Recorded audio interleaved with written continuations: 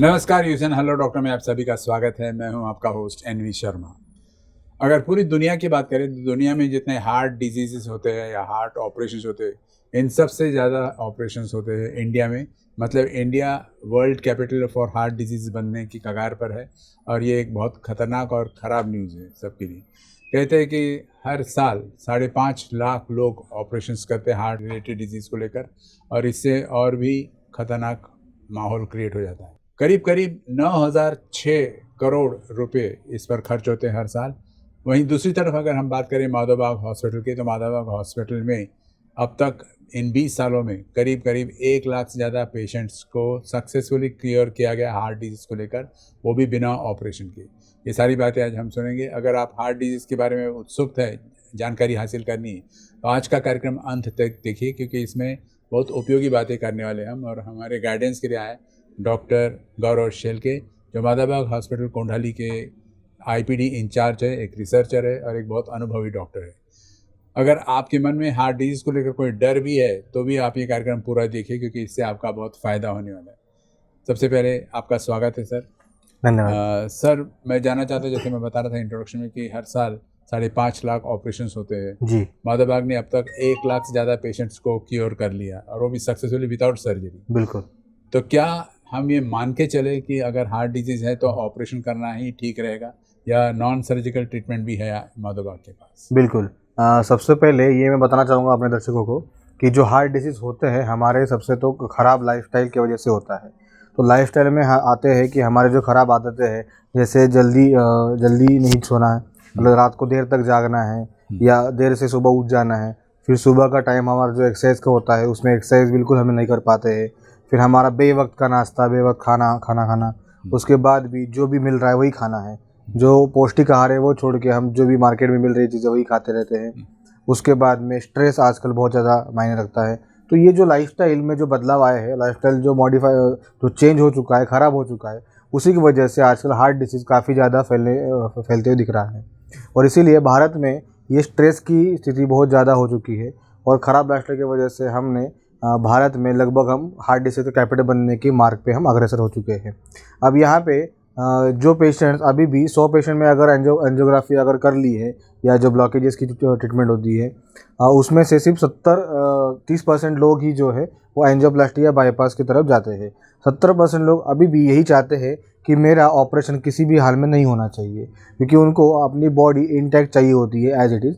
तो इसीलिए मैं बताना चाहूँगा कि ऑपरेशन ही एकमात्र सोल्यूशन नहीं है, क्योंकि ऑपरेशन से जहाँ पे एंजियोप्लास्टी में ये बताया जाता है कि हम वहाँ पे स्टेंट डालते हैं या स्प्रिंट डालते हैं, तो वहाँ पे सिर्फ ब्लॉकेजेस की वजह से होने वाली रुकावट हम थोड़ी देर के लिए उसको दूर करते हैं, यानी कि जगह हम थोड़ी सी बढ़ा देते हैं, या बाईपास में हम अलग से नया रास्ता बना देते हैं।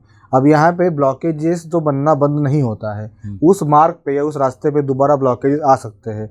तो माधवबाग ट्रीटमेंट से डेफिनेटली जो हमारी ट्रीटमेंट है संपूर्ण हृदय शुद्धिकरण, ये हमारी कॉर्पोरेट ट्रीटमेंट है। इसके थ्रू हम ब्लॉकेजेस कम होने में मदद करते हैं और ब्लॉकेजेस बनने की जो प्रक्रिया है उसमें सुधार लाते हैं, ताकि आगे चल के भी आपको ऑपरेशन की नौबत ना आए। तो डेफिनेटली माधवबाग का ट्रीटमेंट ये सर्जरी के जिनको सर्जरी नहीं करनी है उनके लिए फ़ायदेमंद साबित होता है। ऑल्टरनेटिव है डेफिनेटली जी।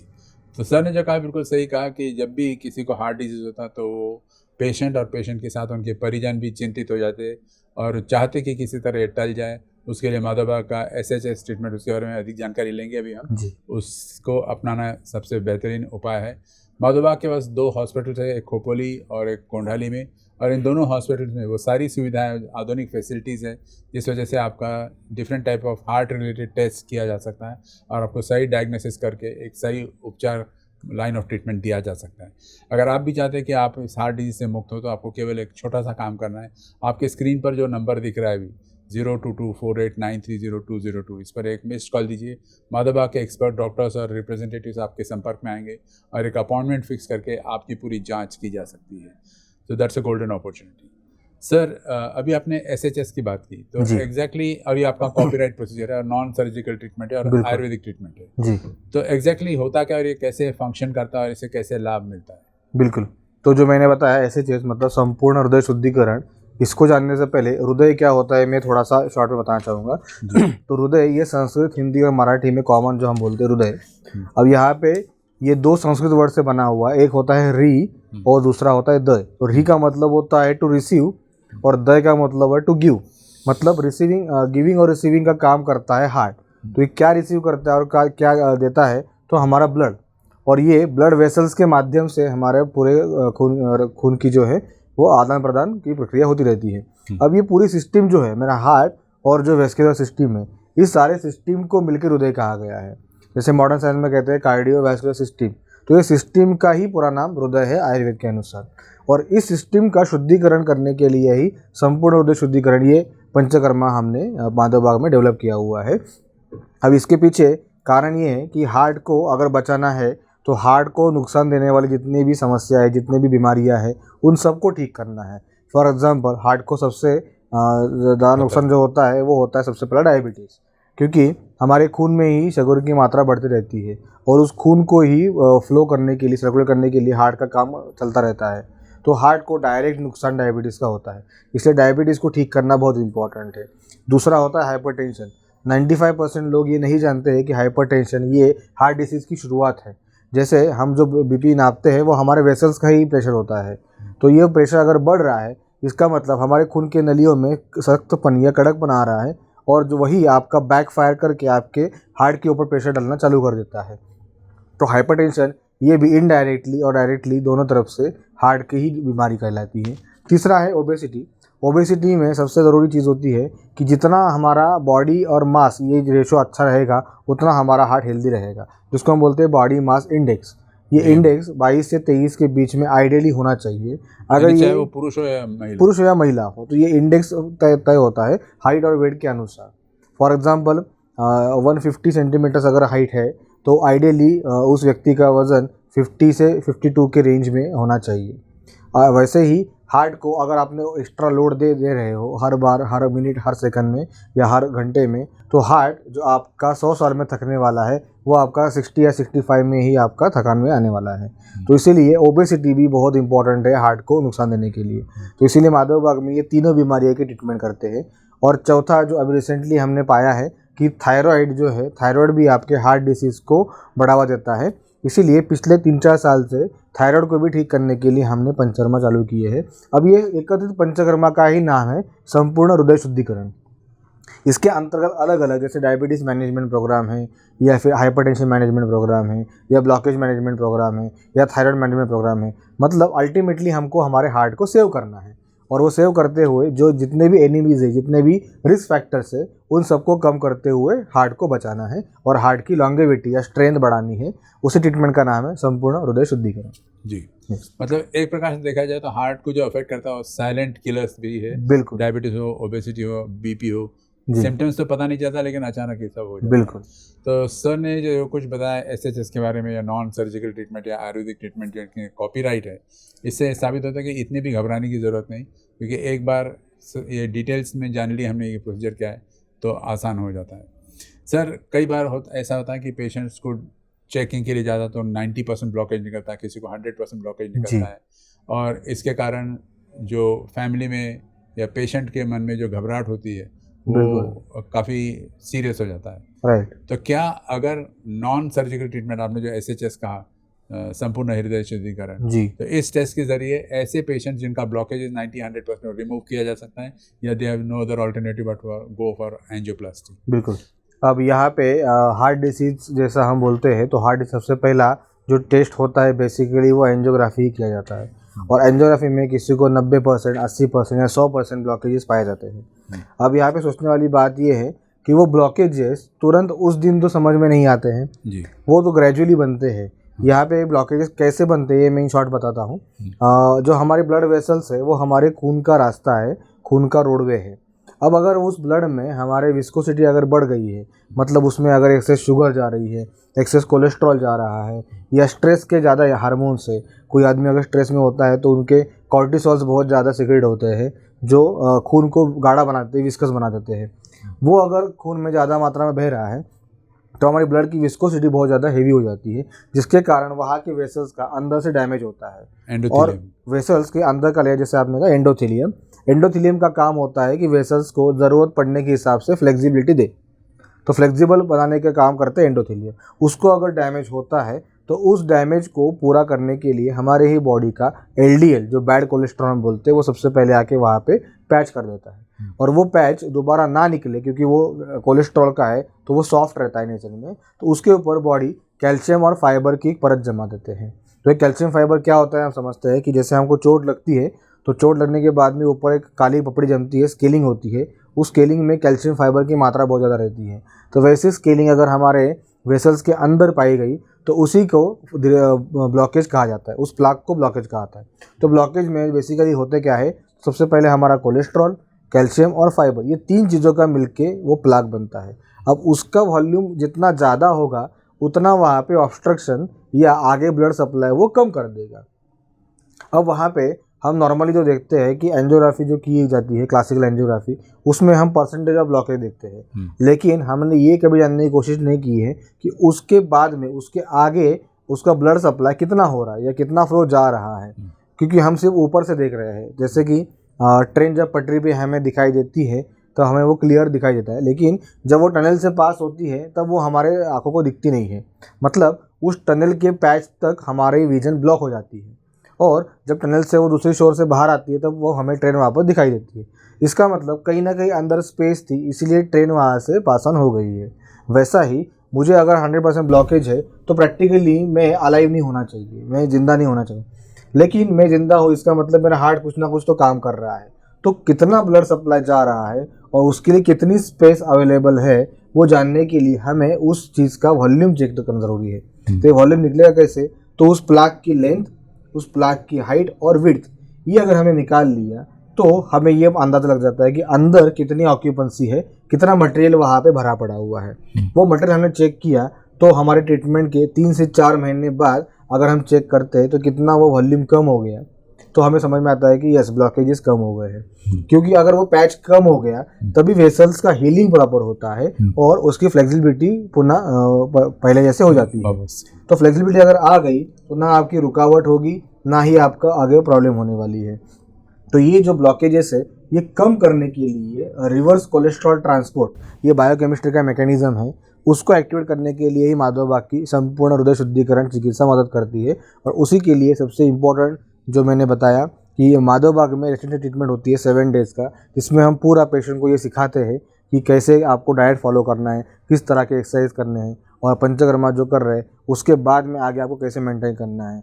तो ये ब्लॉकेजेस के लिए डेफिनेटली फ़ायदेमंद साबित होने वाला ट्रीटमेंट है संपूर्ण हृदय शुद्धिकरण। जी सर, ये ब्लॉकेजेस की बात की आपने, तो इससे क्या हार्ट फेलियर की तरफ जा सकता है आदमी? बिल्कुल, पंपिंग कैपेसिटी जो है वो अफेक्ट होता है। राइट।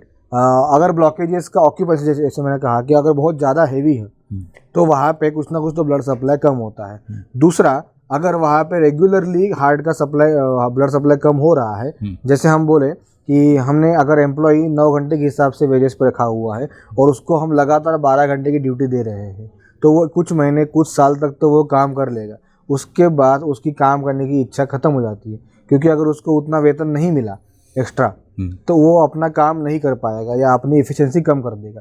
वैसे ही अगर हार्ट को कुछ समय तक या कुछ महीनों तक, कुछ सालों तक अगर आपका ब्लड सप्लाई कम हो रहा है तो कुछ महीनों बाद, कुछ सालों बाद उसकी एफिशिएंसी कम होती है, that is called heart failure. मतलब इसमें इजेक्शन फ्रैक्शन जो होता है धीरे धीरे कम होने लगता है। डेफिनेटली आमतौर पर इजेक्शन फ्रैक्शन कितनी होनी चाहिए? मिनिमल जो रेंज होती है वो 55% होनी चाहिए for man and women both. For man and women minimum 55% तक LVEF होना चाहिए। तो सर जैसे बता रहे थे कि जो SHS है यानी संपूर्ण हृदय शुद्धिकरण, ये एक नॉन सर्जिकल ट्रीटमेंट है, एक आयुर्वेदिक ट्रीटमेंट है। माधव बाग ने उसका अपना कॉपीराइट बनाया है और बड़े बड़े जर्नल्स, इंटरनेशनल जर्नल्स और नेशनल जर्नल्स में, जैसे कि लैंसेट है, इंटरनेशनल कार्डियोलॉजी जर्नल है या ब्रिटिश मेडिकल जर्नल है, और करीब 100-150 से अधिक रिसर्च पेपर्स ने इस बात को स्वीकारा है कि माधव बाग द्वारा निर्मित जो SHS मेथड है, ट्रीटमेंट है, वो कम्प्लीटली सेफ़ एंड सिक्योर है और 100% क्यूरेबल है। इसके अलावा SHS से आप diabetes, obesity, high blood pressure जैसी बीमारियों को भी कंट्रोल में ला सकते हैं। तो अगर आप भी इंटरेस्टेड हो तो आपको एक सिर्फ मिस्ड कॉल देनी, स्क्रीन पर आपके नंबर डिस्प्ले हो रहा है 02248930202। डॉक्टर्स आपको हेल्प करने के लिए उत्सुक रहेंगे। बिल्कुल सर, इससे पहले कि हम आगे बढ़े, मैं चाहता हूँ कि हम एक वीडियो देखें। वो वीडियो में वो पेशेंट जो है वो अभी स्वस्थ हो चुका है और वो अपने एक्सपीरियंसेस माधव बाग के बारे में बता रहा है। Can we have the video please? मेरा नाम एकनाथ पाटिल है। मैं इलेक्ट्रिशियन हूँ। मेरा हार्ड वर्क है। मुझे पैरों में नहीं क्या बहुत यानी ऐसा भारी भारी लग रहा था और दर्द हो रहा था। रात में मैं सो नहीं सकता था बराबर। तो फिर घर के लोगों ने बोले शुगर चेक कर लो करके। शुगर चेक करने गया तो मेरा शुगर निकला 550। उसके बाद में मैंने एलोपैथी की दवा चालू कर दी। 1 मार्च को मुझे अटैक आया। उसके बाद में मैं दवाखाने में रहा 6 दिन ब्रह्मपुरी में। उसके बाद मैंने एंजियोग्राफी करवाया। एक 95 ब्लॉकेज है, एक 90% है और एक 75% है। फिर मुझे साले का फ़ोन आया। मेरा साला देहरादून में रहता है। उन्होंने बोले माधवबाग चले जाओ। मैं 1 मई को माधवबाग भर्ती हुआ। मैं जब माधवबाग आया मेरा वज़न नहीं गया 65 किलो था। अभी मेरा वज़न 60 किलो हो गया। मेरी 6 गोलियाँ चालू थी और अभी V2 मैक्स मेरा वो इसमें 25 था, अभी 35 है। और मेरे सब गोलियाँ बंद हो गई, शुगर की वगैरह सब बंद हो गई। सिर्फ ब्लॉकेज की एक गोली चालू है सुबह शाम और एक ARJ काढ़ा। इसके सिवा मुझे मेरा कोई भी दवा चालू नहीं है और मैं एकदम तंदुरुस्त हो गया। यानी मुझे कोई तकलीफ़ नहीं हुई अभी तक की। मेरा कम से कम 8 से 9 किलोमीटर डेली मॉर्निंग वॉक है बस। यहाँ का वातावरण भी बहुत अच्छा है। मैं जब आया ना यहाँ पंचकर्म हो गया। मैं कभी इसके पहले पंचकर्म कभी किया नहीं। यहाँ आने के बाद में मेरे वो 6 दिन में 12 पंचकर्म में इतना यानी हल्का लग रहा था मुझे कि पूछो मत। बहुत ही अच्छा। जैसे हर लोग मुझे पूछते हैं मैं उनको सबको बताता हूँ कि आप माधवबाग चले जाओ। एक बहुत ही अच्छा प्लेस है, यानी गार्डन है, सभी चीज़ है। बाकी यानी यहाँ रह सकते। अगर कोई एलोपैथिक दवाखाने में अगर गए तो बिल्कुल यार ना खाने की इच्छा होती है ना कुछ रहने की इच्छा होती है बिल्कुल। पर यहाँ आने के बाद में इतना प्रसन्न लगता है। यहाँ के कर्मचारी स्टाफ, डॉक्टर स्टाफ, सभी स्टाफ बहुत ही अच्छा है। मैं अभी बहुत खुश हूँ यहाँ माधवबाग में। अभी जो पेशेंट बता रहा था सर कि उसका हार्ट डिजीज क्योर हुआ जी। उसको डायबिटीज़ भी था और हम सब जानते हैं कि डायबिटीज़ जिसको हो गया उसका हार्ट अटैक आज न कल आना ही आना है। जी बिल्कुल। और इसमें माधवबाग का जो SHS ट्रीटमेंट है वो कैसे कारगर साबित होता है? जी बेसिकली डायबिटीज़ जो होता है जैसे मैंने पहले ही उल्लेख किया कि ब्लड की शुगर बढ़ना। अब यहाँ पे हम तो खाना खा रहे हैं लेकिन हमारे मसल्स जिनको ये glucose basic source of energy होती है वो उनको रिसीव नहीं हो पाती है। क्यों नहीं हो पाती? क्योंकि हमारे मसल्स के ऊपर जो कुछ चैनल्स बने होते हैं जिसको बोला जाता है GLUT4 रिसेप्टर्स या GT4 रिसेप्टर्स, वो हमारे ही एक्स्ट्रा कैलोरीज खाने की वजह से ब्लॉक हो जाते हैं, जिसको मॉडर्न साइंस कहती है इंसुलिन का रेजिस्टेंस। वो डेवलप होने की वजह से जितनी मात्रा में मसल्स को ग्लूकोज मिलना चाहिए उतना नहीं मिल पाता है। तभी ये ग्लूकोज एक्सेसिवली ब्लड में फ्री फ्लोइंगली घूमता रहता है और तब हमारी शुगर लेवल बढ़ी हुई मिलती है।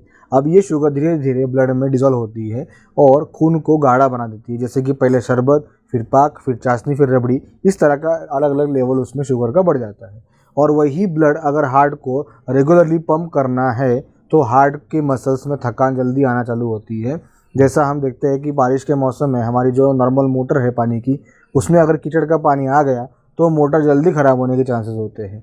वैसा ही हार्ट को तकलीफ देने वाली सबसे खतरनाक बीमारी होती है डायबिटीज़।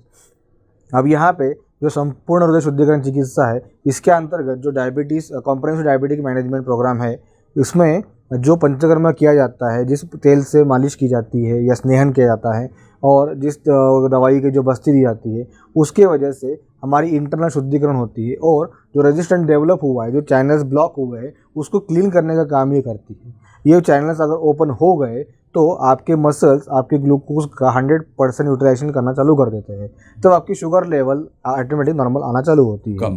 राइट। तो वहाँ पे मेडिसिन टेपरिंग बहुत जल्दी हो जाती है। मतलब मेडिसिन से आपका जो काम हो रहा था वही काम आप नेचुरली आपके मसल्स के द्वारा करवा रहे हैं।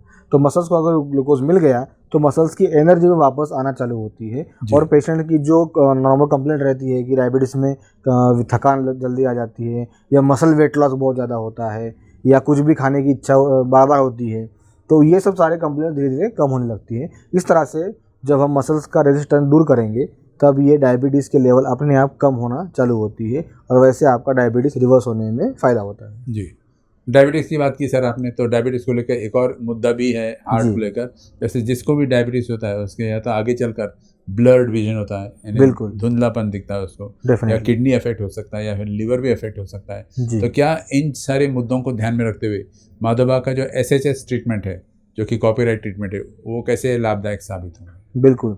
अगर ये शुगर हमने देखी तो शुगर हमारे घर में भी जो जिस बर्तन में शुगर रखी हुई होती है उस बर्तन में एक तरह का एक परत जम जाती है। वो शुगर की परत जमती है, वो कुछ ही महीनों में जमती है। तो आप ये अंदाज़ लगा सकते हैं कि अगर मुझे पहले से ही डायबिटीज़ है या बहुत सालों से डायबिटीज़ अगर है तो मेरे एक एक ऑर्गन के ऊपर वो शुगर की कोटिंग जमा होना चालू होती है, जिसको पैथोलॉजिकल डिफरेंसेस बोलते हैं। अगर मेरे किडनी के ऊपर वो परत जम गई तो नेफ्रोपैथी डेवलप होती है। अगर मेरे आइज़ के ऊपर वो जमा होती है तो उसको डायबिटिक रेटिनोपैथी कही जाती है।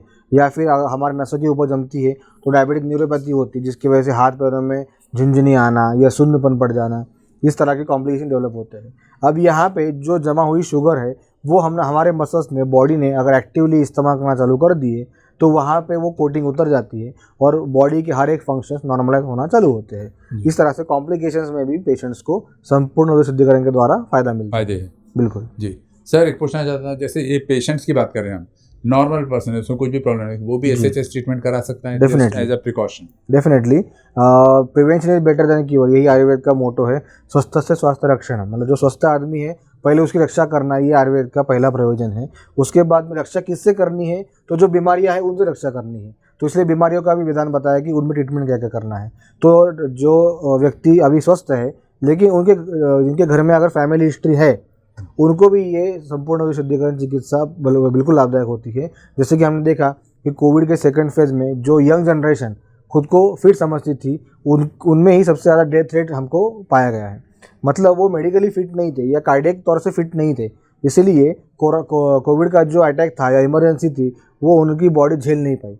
तो उसके लिए भी आप डेफिनेटली प्रिवेंटिव तौर पे आपके बॉडी को ठीक रखने के लिए, स्वस्थ रखने के लिए और लंबी उम्र के लिए आप संपूर्ण उदर शुद्धिकरण का अवलंब कर सकते हो। जी सर ने जैसे बताया कि SHS जो है माधोबा का कॉपीराइटेड प्रोसीजर है और ये 100% सेफ एंड श्योर है, चाहे आप बीमार हो ना हो, लेकिन SHS एक बार करा लेना। जैसे सर ने कहा prevention is better than cure, उस हिसाब से आप इसको एक बार ज़रूर ट्राई कीजिएगा। SHS से सर ने जैसे कहा कि हार्ट के मसल्स जो है वो तो स्ट्रांग होते होते हैं, हार्ट को जो ब्लड वेसल्स ब्लड सप्लाई करते हैं वहाँ आपूर्ति भी सही तरीके से फ्लो होता है। और इसके बारे में अगर और अधिक जानकारी हासिल करनी है आपको, तो आपको सिर्फ एक मिस्ड कॉल देनी है 0224893002 पर, जो कि आपकी स्क्रीन पर डिस्प्ले हो रहा है। और माधोबा doctors will be happy to this thing. अधिक जानकारी के लिए आप इन डॉक्टर से कंसल्ट भी कर सकते हो। सर एक और इम्पॉर्टेंट क्वेश्चन है, लोग जनरली स्ट्रेस फील करते हैं और बाद में डॉक्टर से उनका एडवाइस होता है कि एक स्ट्रेस टेस्ट करा लो। जी स्ट्रेस टेस्ट में पता चला कि उसका रिपोर्ट पॉजिटिव आया। जी। तो नंबर 1, ये पॉजिटिव किस कारण से होता है, what is that positiveness, right. कि किस बेसिस पर आप बोल रहे हो कि पॉजिटिव, और उस पॉजिटिव रिपोर्ट को अगर नेगेटिव करना है तो क्या ये जो SHS है ये कारगर है? बिल्कुल। सबसे पहला जो स्ट्रेस टेस्ट हमने यहाँ पे उल्लेख किया है, स्ट्रेस टेस्ट का मतलब होता है कि हार्ट की कार्यक्षमता को जांच करना। मतलब रेस्टिंग में हम जनरली ECG करते हैं। 99% लोगों का रेस्टिंग का ECG बहुत ही नॉर्मल आता है, सामान्य आता है।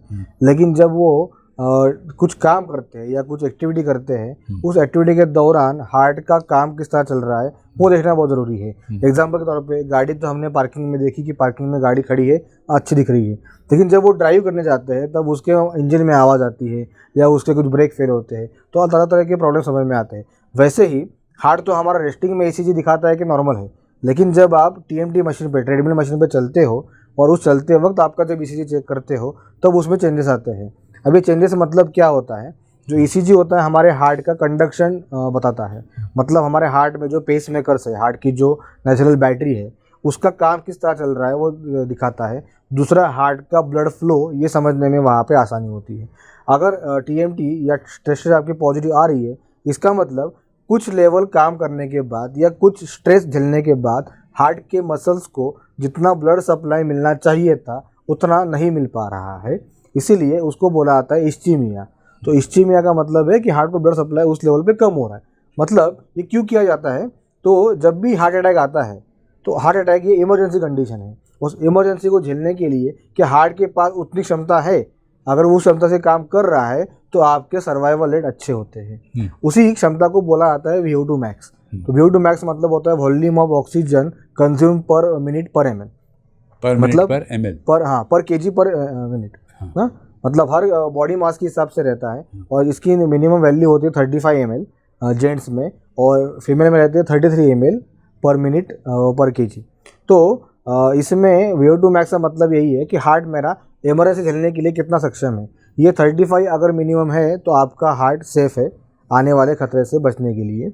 लेकिन अगर वो 35 से कम होता गया उतना आपका रिस्क फैक्टर बढ़ता गया, तो आपको इमीडिएटली वो ट्रीटमेंट करना ज़रूरी है। और हमारे संपूर्ण हृदय शुद्धिकरण चिकित्सा में अलग अलग तरीके से ट्रीटमेंट होती है, जिसमें इस्चीमिया रिवर्सल प्रोग्राम, ये हमारा एक कॉर्पोरेट ट्रीटमेंट है जिसके अंतर्गत इस्चीमिया ठीक हो जाता है, मतलब हार्ट के मसल्स का ब्लड सप्लाई वापस चालू हो जाता है, जिसकी वजह से ये चेंजेस आना बंद होते हैं और आपकी स्ट्रेस टेस्ट नेगेटिव हो जाती है। जी, मतलब इन शॉर्ट हम कह सकते हैं सर, दर्शक भी सुने इसको जी कि जो प्रॉपर ट्रीटमेंट तब हो सकता है जब प्रॉपर डायग्नोसिस हो। बिल्कुल, क्योंकि अगर डायग्नोसिस ही गलत है तो फिर ट्रीटमेंट लाइन का लाइन भी बिगड़ जाता बिल्कुल है। गलत हो जाएगा। और माधोबाग के पास 2 हॉस्पिटल्स हैं, जो इन दोनों हॉस्पिटल में वो तमाम आधुनिक सुविधाएं हैं जो आपके टेस्ट का किया जा सकता है, जैसे कि 2D इको टेस्ट है, या फिर बाद में HbA1c है, या फिर बाद में अदर स्ट्रेस टेस्ट है। इसको कैसे नेगेटिव किया जा सकता है वो भी सर ने अभी बताया। अगर आप भी इंटरेस्टेड हो तो इसमें ज़रूर एक मिस्ड कॉल दीजिएगा 022489300202 पर, और डॉक्टर्स माधोबाग के आपके लिए हमेशा तत्पर रहेंगे। सर, इससे पहले कि हम आगे बढ़े, मैं चाहता फिर एक और वीडियो देखें। और ये वो पेशेंट है जिनका ये टेस्ट पहले पॉजिटिव था और अब नेगेटिव है, और एक हैप्पी लाइफ लीड करी। The video please. मैं राधा खानजोड़े, नागपुर। मेरी उम्र है 66 और मैं हाउस वाइफ हूँ। लड़की की डिलीवरी किया, मैं गई थी, और 2-3 महीने रहने के बाद मुझे एकदम थोड़ा ऐसा दम लगने लगा। तो फिर मेरे जो दामाद जी है तो नागपुर में लेके गए हॉस्पिटल में, तो एंजियोप्लास्टी करने की सलाह दी। फिर एंजियोग्राफी हो गई, उसमें 2-3 ब्लॉकेजेस निकले। फिर 1 साल पहले थोड़ा मुझे तकलीफ होने लगी, तो माधोबाग के बारे में मालूम हुआ हमारे रिश्तेदार से। तुरंत तो दूसरे-तीसरे दिन में ये माधोबाग हॉस्पिटल पहुंच गई। फिर मैं 6 दिन में ही एकदम बिल्कुल अच्छे हो गई। जब मुझे ये तकलीफ होने लगी तो फिर मेरा थोड़ा सा वेट कम हो गया, कमजोरी लगने लगी, यानी बहुत कुछ प्रॉब्लम आ गए थे। अभी तो मैं पहले जैसी हो गई हूँ। जब मैं यहाँ आई तो मैं TMT टेस्ट किया तो मैं सिर्फ 9 मिनट ही चली। तब मेरा VO2 मैक्स सिर्फ 15 था, अभी VO2 मैक्स 35 हो गया मेरा शुगर लेवल बहुत बड़ा था, यानी सुबह का भी यानी 180 या 160 वगैरह रहता था। अभी जैसे यहाँ की ट्रीटमेंट मैंने ली तब से मेरा शुगर लेवल भी कम हो गया, 100 वगैरह रहता है। BP की गोली भी मेरी कम हो गई है, यानी एलोपैथी गोलियाँ पूरी बंद हो गई। यानी यहाँ की भी दवाई है तो यहाँ की दवाई भी पूरी कम कर दी, तो अभी मुझे बहुत अच्छा 100% मैं ठीक हो गई। मुझे यकीन है सर कि जो राधा मैडम ने जो बताया अभी, जो कुछ खानजोड़े मैडम ने, तो शायद प्रॉपरली फॉलो करेंगे लोग और उससे अपने खुद के ऊपर रिजल्ट्स देख पाएंगे। बिल्कुल। एक बुज़ुर्ग व्यक्ति हमारे घर के आसपास में रहते बिल्कुल, और उनको जब सीने में दर्द उठा तो उनको चेकिंग के लिए ले जाया गया। वहाँ पर पता चला उनके पैरों में भी सूजन है। बाद में फर्दर टेस्ट से पता चला कि उनके हार्ट का एनलार्जमेंट हुआ है। जी। तो सबसे पहले जानना चाहता कि हार्ट एनलार्जमेंट क्या होता है, क्यों होता है, और क्या उसको नॉर्मल तरीके से लाया जा सकता है, that too non surgical treatment, क्योंकि ये 70 ईयर्स के अबाव है ये पेशेंट। जी। अब यहाँ पे हार्ट एनलार्जमेंट मतलब होता है जिसको बोलते हैं कार्डियोमेगैली या हाइपरट्रॉफी ऐसे कहा जाता है। अब कार्डियोमेगैली में 2 तरह के टाइप होते हैं, या हाइपरट्रॉफी में 2 टाइप होते हैं। एक होता है एक्सेंट्रिक और होता है कॉन्सेंट्रिक। एक्सेंट्रिक मतलब होता है जो हार्ट के चेम्बर्स है, जो लेफ्ट वेंट्रिकल जहाँ से हार्ट का पंपिंग चलता रहता है, उस चेम्बर का अंदर का एक बेसिक वॉल्यूम होता है। वो वॉल्यूम होता है 100 से 120 ml, मतलब 100 से 120 ml का एक नॉर्मल वॉल्यूम होता है। मतलब at any given time heart में उतना वॉल्यूम रहना चाहिए। हाँ। राइट। तो उस वॉल्यूम मतलब वो उसकी स्पेस है, मतलब जैसे कटोरी होती है हमारी, तो कटोरी का साइज है वो फिक्स है, वैसे हार्ट का साइज वो फिक्स है। अगर उस साइज में कुछ कमी आती है तो उसको बोला जाता है कॉन्सेंट्रिक एलिवेशन, मतलब अंदर का स्पेस कम हो गया, मतलब वहाँ का जो स्पेस है ml में वो कम हो चुका है, वहाँ पे उसको जो ब्लड आने वाला है वो कम मात्रा में आएगा, मतलब उसके मसल जो है अंदर से बड़े हुए हैं, जिसकी वजह से वो हाइपरट्रॉफी कही जाती है, जो हार्ट का साइज बढ़ा हुआ दिखता है। राइट। तो उसको बोलते हैं कॉन्सेंट्रिक लेफ्ट वेंट्रिकल हाइपरट्रॉफी। दूसरा होता है eccentric left ventricle hypertrophy, enlargement, मतलब हार्ट का जो चेम्बर है वो डायलेट हो जाता है और बाहर की तरफ से मास बढ़ जाता है। तो किन किन कारणों से डायलेट होता है? वो बहुत जगह से होता है, जैसे कि बेसिकली हम बोलते हैं कि जो भी मसल्स का काम होता है कॉन्ट्रैक्शन करना, और उसको रिलैक्स करने के लिए दूसरे एंटागोनिस्ट मसल होते हैं। अब हार्ट का एक काम होता है जितना वो कॉन्ट्रैक्शन करेगा उतना ही वो ब्लड खींच पाता है। लेकिन किसी कारणवश अगर हार्ट के मसल्स का ड्रेनेज प्रॉपर नहीं हुआ, ड्रेनेज मतलब उन मसल्स का वेस्ट मटेरियल अगर बाहर नहीं निकल रहा है थ्रू आपके लिम्फेटिक्स, अगर आपका पेशाब नहीं जा रहा है या आपका लेट्रिन साफ नहीं हो रहा है, पेट साफ नहीं हो रहा है, तो ये आपका ड्रेनेज बॉडी का नहीं हो पा रहा है, या किडनीज आपकी बराबर मदद नहीं कर रही है, तो आपके मसल्स में वो सूजन आती है या इन्फ्लेमेशन आती रहती है, जिसके वजह से हाइपरट्रॉफी होती है। दूसरा, अगर हार्ट के वॉल्स में कुछ अंदर से प्रॉब्लम है, वॉल्स का काम रहता है कि जो चारों चैम्बर्स बने हुए हैं हार्ट के, उसमें खून आपस में मिक्स ना हो, या जो खून वापस आगे भेजा हुआ है वापस उसके बाद बैकफ्लो ना हो, उसके लिए वॉल्स बने हुए हैं। लेकिन अगर वॉल्स का प्रॉपर ओपनिंग क्लोजिंग अगर नहीं हो पा रहा है तो हार्ट को एक्स्ट्रा फोर्स लगाना पड़ता है उस वॉल्स को ओपन करने के लिए, मतलब स्ट्रेस हो। हाँ, तो एक्स्ट्रा स्ट्रेस हार्ट के ऊपर आ गया है। अब वो स्ट्रेस अगर हार्ट के नॉर्मल मसल्स नहीं झेल पाते हैं तो हार्ट के मसल्स ग्रो करते हैं या उसको हाइपरट्रॉफी, नंबर्स ऑफ मसल्स बढ़ जाते हैं, जिसको कहते हैं हाइपरट्रॉफी। तो फोर्स उसको लगाने के लिए वो भी बढ़ा सकता है, जिसको बोलते हैं HOCM, हाइपरट्रॉफी ऑब्स्ट्रक्टिव कार्डियोमायोपैथी। तो ऐसे अलग अलग टाइप्स के हार्ट की साइज जो है बढ़ने में हमें समझ में आता है। उन सभी में संपूर्ण हृदय शुद्धिकरण चिकित्सा बहुत लाभदायक होती है। तो बेसिकली हार्ट का वर्कलोड कम करना और हार्ट के मसल्स का अगर हमने ड्रेनेज प्रॉपर कर दिया तो हार्ट की जो पैरामीटर्स है वो पूरे के पूरे नॉर्मल में आ जाते हैं। और उसी के ऊपर हमारे काफ़ी सारे रिसर्च पब्लिश हो चुके हैं जो ये बताते हैं कि संपूर्ण हृदय शुद्धिकरण 7 दिन से लेके 3 महीने यानी 90 दिन तक पेशेंट्स के सारे हार्ट के पैरामीटर्स में इम्प्रूवमेंट मिल जाती है। जी, मैंने 2 टर्म्स यूज़ किए सर यहाँ पर, एक 2D इको जी और एक है HbA1c। जी। तो ये दोनों क्या है, जरा संक्षिप्त में समझाइए। 2D इको, जैसे हम पेट की सोनोग्राफी करते हैं तो हमें समझ में आता है कि पेट के हाथों में कुछ गठान है या अल्सर्स है या कुछ फैटी लीवर जमा हुआ है, मतलब ये एनाटॉमिकल पोजीशन बताता है। वैसे ही 2D इको हमारे हार्ट की सोनोग्राफी है जो हमारे हार्ट का पोजीशन बताते हैं, हार्ट के साइज़ बताते हैं, चारों चेम्बर्स का जो वॉल्यूम, जैसे मैंने पहले बताया कि कितना ml होना चाहिए ब्लड, वो बताता है। वॉल्स का फंक्शनिंग किस तरह से हो रहा है वो हमें समझ में आता है। दूसरा 2D इको में एक एडवांस स्कोर आता है GLS, जिसको बोलते हैं ग्लोबल लॉन्गिट्यूडिनल स्ट्रेन, मतलब हमारे हार्ट के मसल की कॉन्ट्रैक्शन एबिलिटी। तो जितना कॉन्ट्रैक्शन स्ट्रांग रहेगा उतना ही हार्ट को पंपिंग पावर मिलेगी, और जितना पंपिंग स्ट्रांग पावर रहेगा, अच्छी रहेगी, उतना ही वो ब्लड को वापस खींच पाएंगे। जैसा हम देखते हैं ड्रॉपर जितना हम प्रेस करते हैं उतना ही पानी उसमें भरा जाता है, इंक भर जाती है। वैसे ही हार्ट में जितनी पावर स्ट्रांग रहेगी उतना ही पूरा बॉडी का फ्लो उनके पास वापस आएगा। वो अगर पावर कम हो गई तो हमारा कुछ ना कुछ ml, जैसे 10 ml 20 ml पानी या खून जो है हमारे पैरों में या हाथों में जमा हुआ दिखता है। उसी को हम बोलते हैं कि पैरों में सूजन आना या हाथों में सूजन आना या फेस पे सूजन आना, ये सारे उसी के लक्षण हैं कि ड्रेनेज तो हो रहा है लेकिन वो पेशेंट का जो ब्लड है वो हार्ट की तरफ वापस नहीं आ रहा है। तो 2D इको में ये सारे हमें फंक्शन समझ में आते हैं, एनाटॉमिकल डिफेक्ट समझ में आता है, और GLS स्कोर मतलब कॉन्ट्रैक्टिलिटी हार्ट के मसल्स की वो समझ में आती है। जी, और तो ये HbA1c जो आपने बताया, तो HbA1c मतलब जो नॉर्मल भाषा में बोलते हैं 3 महीने की एवरेज शुगर, मतलब हमने 3 महीने से मेरी शुगर कितने कंट्रोल में रखी हुई है ये मुझे अंदाज़ा आता है। जो एक्चुअल में, जैसे मैंने पहले एक्सप्लेन किया था कि जो अनयूज ग्लूकोज है वो हमारे खून में डिजॉल्व होती है, मतलब मिक्स होती रहती है, उसी का प्रमाण बताती है HbA1c। जी, तो सर एनलार्जमेंट की बात करें तो नॉर्मल होता है फिर वापस बिल्कुल, SHS से? जो हार्ट के जो पैरामीटर्स बिगड़े हुए हैं वो नॉर्मल आ जाते हैं, और उसी के ऊपर हमने जो हज़ारों पेशेंट के ऊपर संशोधन किया है, जो ट्रीटमेंट किया है, उसके बाद ये समझ में आया है कि काफ़ी जल्दी, मतलब 7 दिन से लेके 90 दिन में ही पेशेंट को काफ़ी अच्छा इंप्रूवमेंट मिलता है, और उसी के बारे में हमारे रिसर्च पेपर पब्लिश हो चुके हैं। जी, तो दर्शकों को बताना चाहता हूँ कि अगर आपका 2D इको सही नहीं पाया गया, ख़राब पाया गया, या आपको सजेस्ट किया गया कि आप बाईपास या एंजियोप्लास्टी करा ले, तो इससे पहले कि आप कोई डिसीजन ले, मैं चाहूँगा कि आप एक बार एक सेकेंड ओपिनियन के तौर पर माधवबाग हॉस्पिटल जाके ज़रूर विज़िट कीजिएगा। और अगर वो नॉन सर्जिकली बिना शल्य क्रिया के अगर वो ठीक हो जाता है, इट्स बेटर फॉर यू। अलावा इसके आपको जैसे एक मिस्ड कॉल देनी है 022489300202, जो बार बार आपकी स्क्रीन पे डिस्प्ले हो रहा है। यहाँ पर भी डॉक्टर्स आपको हेल्प करने में ऑलवेज हैप्पी रहेंगे। हम डायबिटीज़ की बात कर रहे थे सर, और बाद में HD पेशेंट के बारे में हमने सुना। आमतौर पर कोई भी, चाहे कोई भी हॉस्पिटल हो, कुछ भी हो, लेकिन वो पेशेंट को ट्रीटमेंट कहिए, मेडिसिन कहिए, क्योर कीजिए, हो सकता है ऑपरेशन, सर्जरी हो, जी, इन सब में पैसा बहुत खर्च हो जाता है, बिल्कुल। नंबर 1।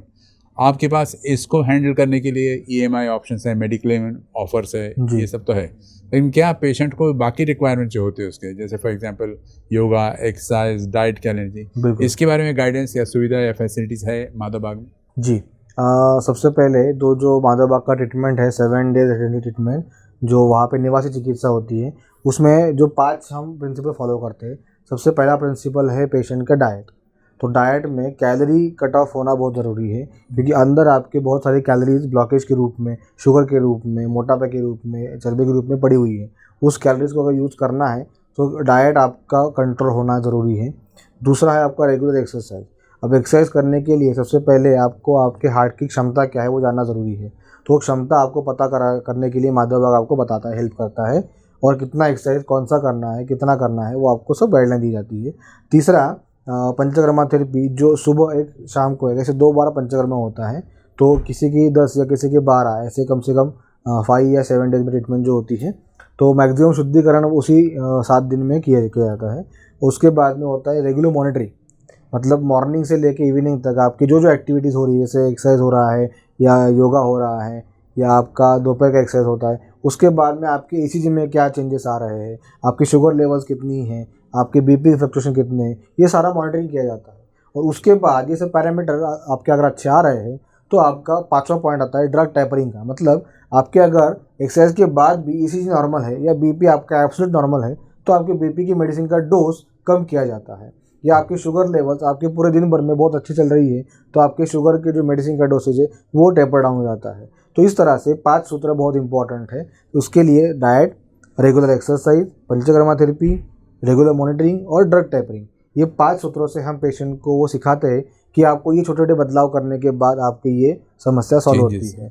और उसी ट्रीटमेंट को आगे बढ़ाने के लिए, पेशेंट को रेगुलर मॉनिटरिंग करने के लिए माधव बाग में MIB पल्स एप्लीकेशन हमने लॉन्च किया है, जिसमें पेशेंट अपने रेगुलर शुगर रीडिंग्स, BP के रीडिंग्स, एब्डोमिनल गर्ल, वेट, ये सब आप डाल सकते हो, जिसके थ्रू आपको आपका रिकॉर्ड पता लग जाएगा कि आप पहले किस लेवल पे थे और अभी 1 महीने के बाद किस लेवल पे आप आ चुके हो। दूसरा, MIB पल्स एप्लीकेशन में रोज़ मॉर्निंग में 6:15 बजे से हमारे योगा क्लासेस चलते हैं, जो कि एब्सोल्युटली फ्री ऑफ कॉस्ट है।